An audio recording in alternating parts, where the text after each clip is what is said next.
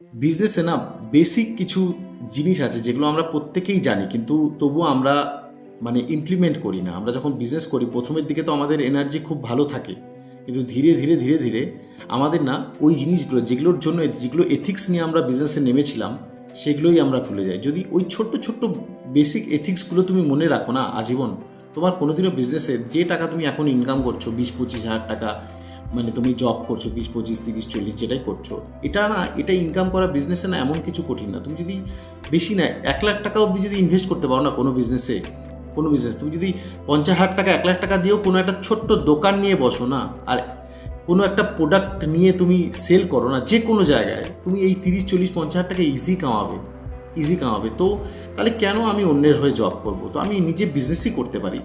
কিন্তু বেসিক এথিক্সগুলোকে কখনো ভুলবে না। যেমন ধরে নাও, কাস্টমার আসলে কাস্টমারের সাথে ভালো ব্যবহার করা, দেন কাস্টমারকে কখনো ঠকানো না, যে এই কাস্টমার তো একটু বোকা আছে কি আমি গলা কেটে নিলাম, না, কখনো ঠকানো না। কাস্টমারকে তোমার যেটা প্রোডাক্ট আছে সবসময় বেস্ট থেকে বেস্ট কোয়ালিটি দেওয়ার। তারপরে কাস্টমার তোমার কাছে যে আসবে তার জন্য কাস্টমারকে জানানো, কাস্টমারকে পরবর্তীতে আসার জন্য উৎসাহ দেওয়া, যে পরবর্তীতে আসলে তুমি এটা পাবে, এই স্কিমটা আমি আপনার জন্য করব, বা এত% ডিসকাউন্ট দেবো, বা তুমি যদি কাউকে রেফার করো তাহলে তাকে আমি কিছু গিফট দেবো।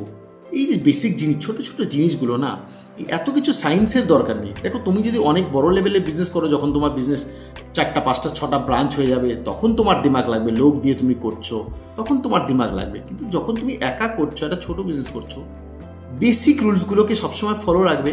এই এই এত কষ্ট না, এই 8-9 ঘন্টার ডিউটি তোমার, আর তারপরে তোমার জীবনে সুখ নেই, সবচেয়ে বড় কথা সুখ নেই, এটা থেকে না নিজেকে মুক্ত করার জন্য ছোট্ট হলেও শুরু করো বিজনেস।